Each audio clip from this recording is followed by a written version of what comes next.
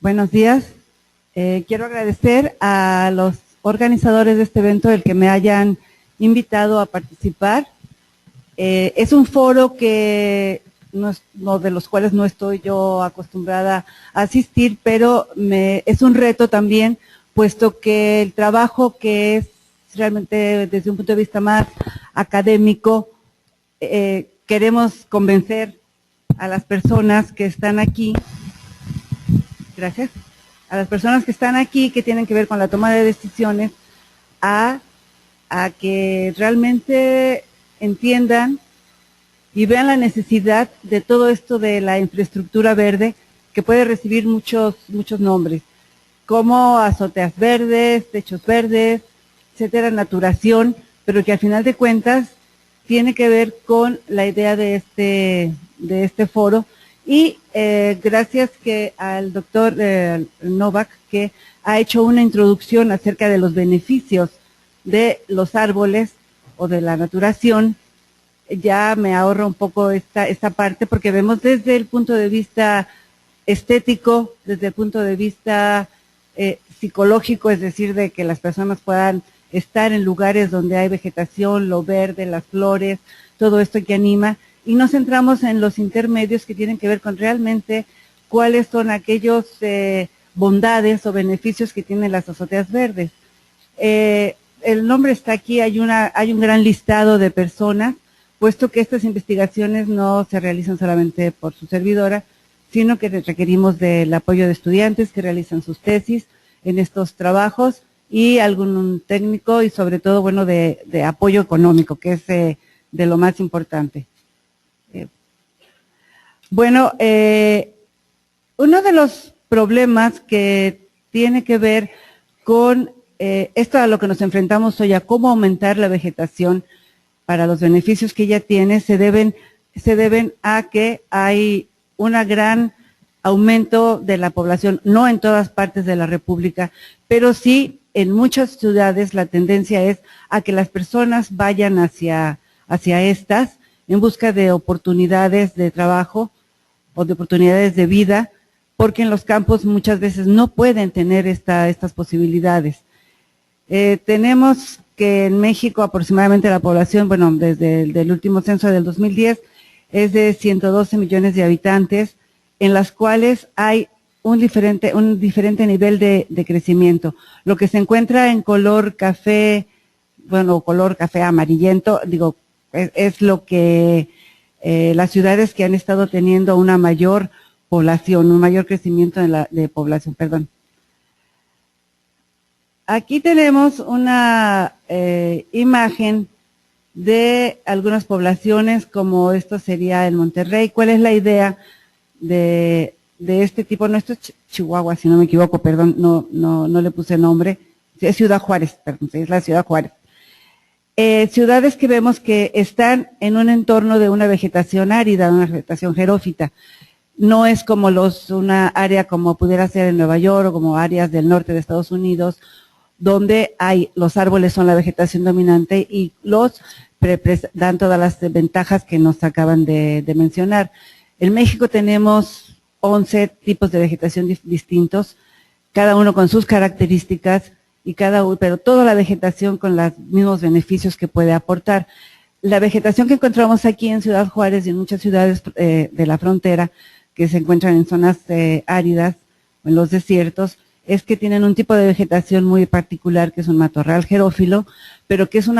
es abundante y que tiene unas características muy importantes precisamente por su retención de agua. Tenemos otras poblaciones como en Monterrey, que también es una ciudad muy poblada, en la cual encontramos en la parte central, como ustedes pueden ver, realmente muchas casas, edificaciones, muy poca área verde. Las áreas verdes se encuentran alrededor, igual que en los cerros. Y tenemos la Ciudad de México, una megaurbe que está considerada la segunda ciudad más grande y de Latinoamérica, creo que la primera. Y en la cual no solamente es el Distrito Federal como tal, en la que tenemos 8 millones de habitantes aproximadamente. No ha variado sustancialmente la población del 2000 al 2010. Lo que sí ha variado es la cantidad de población que constituye la zona metropolitana del Valle de México, o más correctamente sería de la cuenca, puesto que eso es lo que es el Valle de México. Aquí tenemos una población de 22 millones de habitantes, es decir, que ya esta mega urbe está conformada no solamente por el Distrito Federal, sino también por unos cuantos municipios del Estado de México, que es lo que bordea hacia la ciudad, pero también algunas capitales o algunos municipios de estados colindantes como Hidalgo, como Morelos, como Tlaxcala, como Puebla, que vienen y van hacia la Ciudad de México. Si ustedes alguna vez oyen un noticiero de la ciudad, encontrarán que el camión que se cayó, se volteó en la carretera X, lo cual está impidiendo que el acceso hacia la Ciudad de México, de la Ciudad de México hacia afuera. Entonces, también tenemos que este incremento en la población que va hacia las ciudades, yo estoy hablando más del caso específico de México, pero esto es en general, cualquier ciudad que vaya a aumentar su población va a requerir de una mayor cantidad de servicios, de agua, de escuelas, hospitales, de mercados, depósitos de basura, de seguridad, en fin, una serie de aspectos que tienen que ser abordados por las autoridades para poder dar respuesta a esto. Todo esto lo que se debe es a que al aumentar la población se elimina la vegetación original. Sí, somos ciudades que, bueno, al menos la de México, que va convirtiéndose en áreas cementadas en donde es escasa la vegetación, no se cumple con la norma oficial de la Organización Mundial de la Salud de tener 9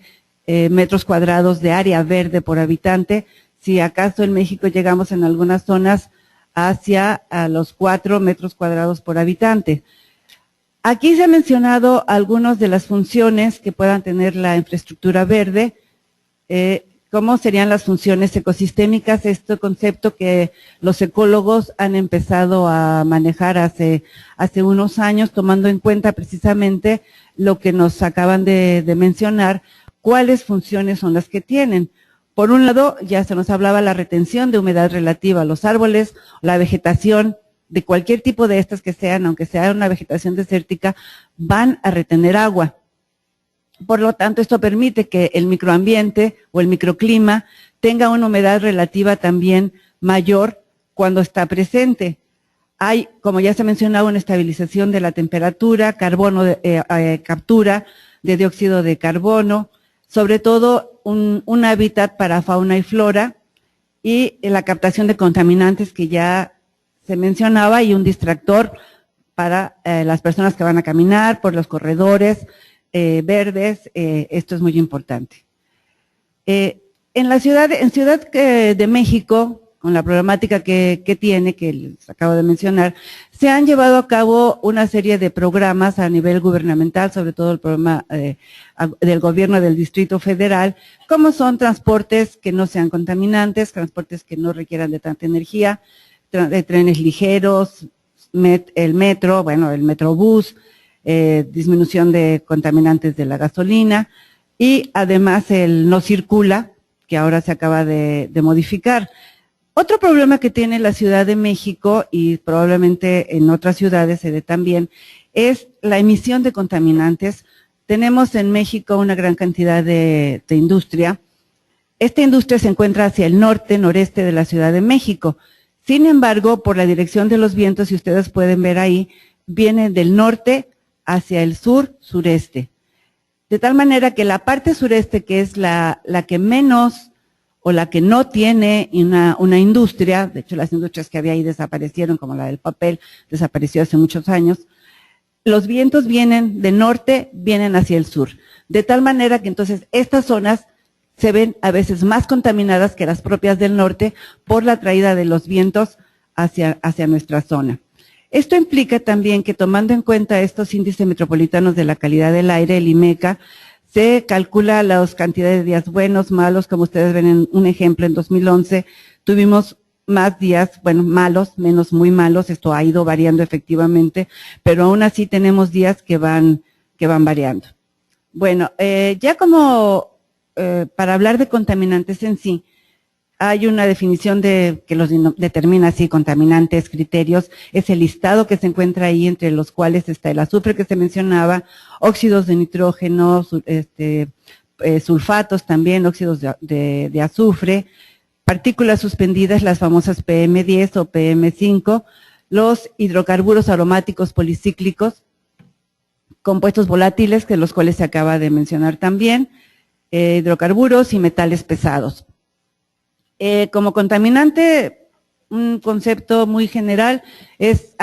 cualquier partícula o compuesto que se encuentre por encima de su valor normal y que va a traer un efecto negativo en todos los organismos, desde los animales, las plantas y los animales, y los humanos sobre todo. Los hidrocarburos aromáticos policíclicos generalmente tienen una fuente antropogénica, son cancerígenos, son mutagénicos, y esto es uno de los graves problemas de cómo eliminar también estos contaminantes de la atmósfera. Aquí tenemos un collage de imágenes un tanto tristes, pero de la procedencia de todos estos contaminantes en ciudades grandes, en Ciudad de México. Tenemos por un lado el problema de la basura, que no hay todavía la suficiente infraestructura para que esta basura se encuentre en los famosos contenedores que se hacen. Abajo tenemos, abajo a la izquierda o a su derecha, depende, también la contaminación de ríos. Y la contaminación tenemos un ejemplo ahora de ríos aquí en Sonora, donde se virtió elementos que dieron como resultado la formación de ácido sulfúrico, las emisiones de las fábricas, las quemas, no las quemas naturales, sino las quemas que son provocadas, y esto lo que provoca esta cantidad de smog, que no solamente se queda en las ciudades, muchas veces se va hacia donde están los árboles también, y provoca que los árboles vayan también padeciendo, y muchos de ellos no son resilientes, como se mencionaba, o sea, no tienen esta capacidad de resistir a estos eventos, sino que también van muriendo. Muchos de ellos no por plagas, no por nada, sino simplemente, en este caso, por ozonos. En México tenemos hacia el poniente una zona que denominada el Desierto de los Leones, en donde la vegetación prácticamente va muriendo, son árboles que además son viejos, pero que están contaminados. En este cuadro lo que les menciono es como una forma general de ver el origen de los contaminantes desde lo que tenemos en la parte de la troposfera, donde van también, por abajo van aviones que también van emitiendo contaminantes, los contaminantes que salen de las fábricas, la contaminación de las aguas, ya sea ríos, mares, lagos. Aquí ponemos el ejemplo de los barcos, sus descargas también, o los derrames de petróleo que han ocurrido mucho, todo el origen que pueda tener esto y las soluciones que nosotros queremos en un momento dado, se las vamos a proponer. Tenemos también aquí los mecanismos de remoción de contaminantes de la atmósfera. Tenemos los nitratos, los óxidos de nitrato, los óxidos de sulfato, que finalmente van a formar sulfatos, nitratos, que efectivamente algunos nitratos son importantes porque es la forma en que las plantas absorben, pero estos finalmente van a caer hacia la vegetación, como se mencionaba hace un momento, y puede tener dos opciones, o bien se los lleva después los vientos, caen al suelo, o bien pueden ser absorbidos por las plantas. Y en este sentido ese sería un beneficio, ¿sí? Pueden ser transportados por el agua, o después pueden caer también por depositación seca al ambiente, o sea, al suelo y a las plantas. Este es un ejemplo de cómo diferentes contaminantes afectan de diferente manera la salud humana. Desde cualquier tipo de problema respiratorio, son la mayor parte de ellos provocados por varias partículas, por el CO2, como les decía, las mutagénicas, pues pueden producir diferentes tipos de cáncer, ¿sí? El CO2 tenemos que ha habido un incremento, aquí es una gráfica que era de hace años que llega hasta el 2000, sobre todo por el uso de carbón fósil del petróleo. Estas emisiones van en incremento. Hasta ahora no tengo una gráfica o no la he encontrado donde por lo menos se vea una meseta de que esto va disminuyendo, pero es una de las causas, de tal manera que cualquier otra fuente de energía que no sea carbono es muy bienvenida. Las partículas las PM o partículas de mediano peso, no, partículas de 10 micrómetros de tamaño o de 2.5 micrómetros de tamaño, que son cancerígenas, como les decía hace un momento.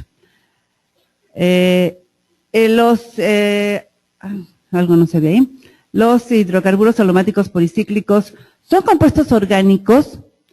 de origen antropogénico que contienen en su estructura, como se puede ver ahí, una serie de anillos. Esto hace que, dependiendo del número de anillos, es su peso molecular, pero también es si se encuentran en forma de gas sólido o en forma sólida. Y de esta manera se transportan y caen hacia el suelo, hacia la vegetación.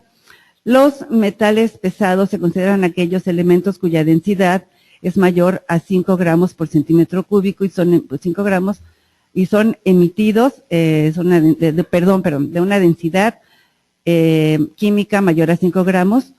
y son emitidos ya sea por fuentes naturales o antropogénicas. En el caso particular de nuestro estudio hemos estudiado 7 metales pesados: cadmio, cromo, cobre, fierro, manganeso y zinc, aunque ahí se mencionan otros tantos que analizados. Los metales pesados tienen una característica que llegan al suelo en este esquema, como se ve del lado derecho, llegan a la solución, del lado izquierdo, perdón, llegan hacia la solución del suelo, son absorbidos por las plantas hacia el lado izquierdo, hacia el otro lado se encuentran los componentes raíz, tallo, que pueden ser retenidos o bien pueden ser absorbidos por la planta hacia las partes superiores. Las fuentes de exposición humana y ambiental a metales pesados, ya les mencionaba que pueden provenir de desechos de fábricas, de minas. Las minas, con el agua que utilizan, esto lo vierten hacia el ambiente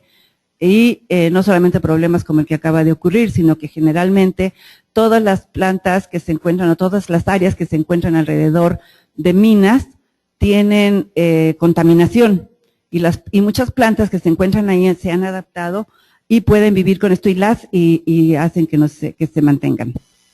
la vegetación. De tal manera que de modo general tenemos aquí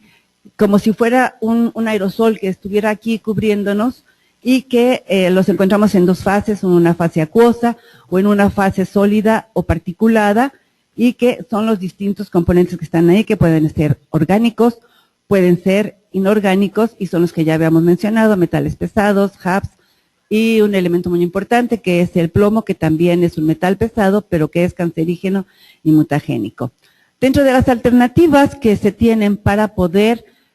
controlar esto, está la infraestructura verde. Tenemos situaciones como esto, en una parte de Ciudad de México, de Ciudad de Nezahualcóyotl, en la que encontramos casas que son grises, con techos de lámina, eso sí, muchas con televisión, con su antena de televisión, que no sé si ahí aparecen, pero que carecen de vegetación por completo, ni siquiera un huertito, ni siquiera una planta en una maceta. Esto tiene el problema también de que se emite la radiación, entre más oscura y no blanca sea una radiación, se emite esta radiación y este calor otra vez a la atmósfera, es lo que se denomina el efecto albedo, pero también se concentra calor formando lo que se determina islas de calor urbano, que esto implica que el calor se concentra durante el día y a veces difícilmente en la noche puede eliminarse. Esto hace que entonces existan problemas de temperatura. Tenemos unas situaciones como estas que sería un ideal o una exageración, a lo mejor un poco barroca, de que hay plantas por todos lados, por arriba, por abajo, hacia los lados, ese es como alguien ha determinado a veces el sueño dorado, ¿no? Pero tenemos también, esta es una vegetación natural, es un bosque o una selva mediana, que diríamos, bueno, todas estas vegetaciones o la vegetación son casas que viven desarrolladas dentro de la vegetación, o otro aspecto son las hidromacetas también. ¿Cuál es aquí digamos, las posiciones que se han tenido? No toquemos la vegetación, bueno, ya no la toquemos más,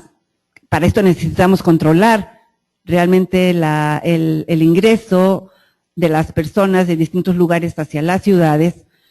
Deben de existir programas reales, efectivos, de manejo de la vegetación, porque tampoco podemos dejar de usarla, ¿verdad? Tenemos que hacer algo alternativo. Entonces la naturación, como ya se ha mencionado aquí, se me olvidó bajar mi hojita, pero ayer se hablaron de diferentes aspectos de infraestructura verde, de naturación, que no es más que, en pocas palabras, como lo mencionaban, el tener techos con vegetación. Pero entre el techo y la vegetación deben de existir una serie de capas que por un lado impidan, la primera es la impermeabilización, que impida que el agua penetre, tener capas geotextiles que permitan la aireación, la presencia de humedad y las plantas. Dependiendo del tipo de planta, 5 minutos, Dios mío, me voy a apurar. Dependiendo del tipo de plantas de azotea que se quiera tener, tenemos de las extensivas hasta las intensivas. La diferencia está en una extensiva que lleva plantas más pequeñas, que soporta un sustrato de 10 a 15 centímetros, y las intensivas, como la de abajo, se pueden plantar árboles hasta de 1 o 2 metros. Aquí están las distintas capas que llevan, de eso hay toda una industria que se ha desarrollado hasta ahora. Y algo importante es conocer las características de las especies que se van a utilizar para incrementar, tener una infraestructura verde, o una azotea verde, o una naturación. Aquí, por ejemplo, en Ciudad Juárez, estamos rodeados de las plantas que prácticamente se utilizan en todo el mundo para tener las azoteas verdes, que esto que empezó en Alemania. Son plantas que resistan a condiciones extremas de temperatura, de falta de agua, puesto que también se quiere que esta naturación, esta infraestructura verde, sea autosostenible, de tal manera que no hay que estar regando, que llegan en un momento dado a ser autorregulables. Especies como varias de familias, como que las que se encuentran ahí, pero que son cactáceas, otras que son crasuláceas, el sedum o el siempreviva, la siempreviva, la siempreviva, que la pregunta es, ¿estas plantas son acumuladores de contaminantes, de metales pesados, de hidrocarburos? O que la canción, perdón, me estoy yendo. Me voy al revés, ¿verdad? Sí. Bueno, son acumuladoras, es decir, pueden retener en su interior, en las raíces o en glándulas particulares esto. Entonces, lo que hemos hecho es que si tienen la capacidad de eliminar estos contaminantes peligrosos para el medio ambiente, puede hacerse por procesos físicos o químicos, pero la idea es ver si las plantas, una azotea verde puede hacer también estas funciones de poder absorber. Nosotros hemos estudiado en distintos lugares de la República de la Ciudad de México, con distinto nivel de contaminación, utilizando las mismas plantas. Aquí tenemos algunos de los ejemplos de lo que hemos visto, y hemos estudiado metales pesados en agua de lluvia, y hemos encontrado también, medido la precipitación, vemos que llueve más en la zona sur que en la zona centro de la ciudad.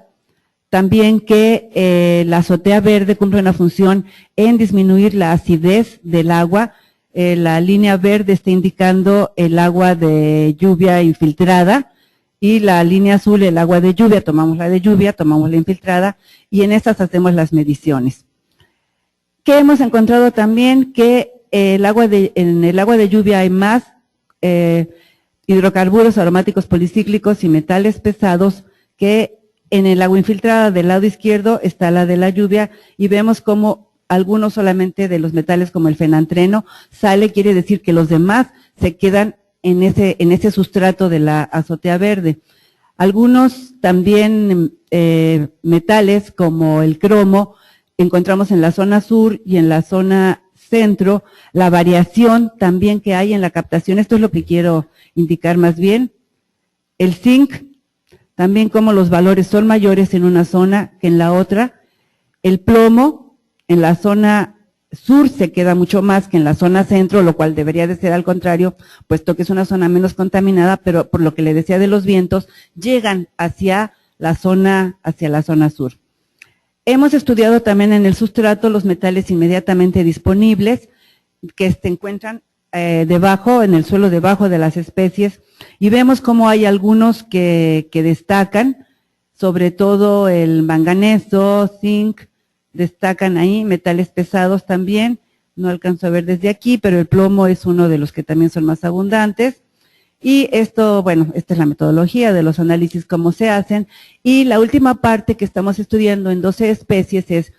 en cuáles se encuentran. Aquí tenemos una opuntia, un opal, del cual ya hemos estudiado, dónde se encuentra, que se encuentran ahí, que son de plantas que se utilizan y que se encuentran, lo de abajo son cortes histológicos que se han hecho para ver al microscopio óptico y para ver al microscopio de difracción por rayos X para saber exactamente en qué parte de la planta se encuentran acumulados. Y tenemos, este es otro ejemplo de otras dos plantas de siempre vivas, para saber cuál es la acumulación. Aquí no les presento el dato, pero tenemos sí el número de partes por millón y el porcentaje de cada uno de los metales que el equipo es capaz de captar de acuerdo a su límite de detección. Podemos saber la cantidad que hay en una planta y después eso lo podemos llevar, extrapolar al número de plantas X que se tengan sembradas o plantadas en una azotea verde y así hacer el cálculo de cuál es el beneficio real que tienen en este sentido. Por último, les hablo del dióxido de carbono, no ven incluido en el título, pero me pareció importante. En la gráfica superior se muestra la cantidad de CO2 que es captado por dos especies, una está en azul, otra está en rojo, pero se ve como son plantas que tienen un tipo de metabolismo que abren los estomas en la noche y los cierran durante el día para evitar la pérdida de agua, que es lo que ocurre en la vegetación que tenemos aquí, vegetación de xerófita. Pero podemos nosotros calcular, que es lo que está en la gráfica de abajo, en los momentos en los que se ha hecho la medición, cuánto CO2 es captado, cuántas partes por millón se ha captado, lo podemos llevar a área de la planta y lo podemos llevar, si en tantos minutos, que son las que se llevan las mediciones durante el día, durante 24 horas, pero no las seguidas, sino cada media hora, por media hora lo medimos, podemos saber en 24 horas cuánto CO2 se ha captado por X número de plantas e igual podemos hacer la extrapolación. De tal manera que mis conclusiones son que realmente las azoteas verdes o la infraestructura verde, en este caso en particular azoteas verdes, creo que el año pasado hablaron algo de esto, sí retienen deposiciones ácidas de la lluvia,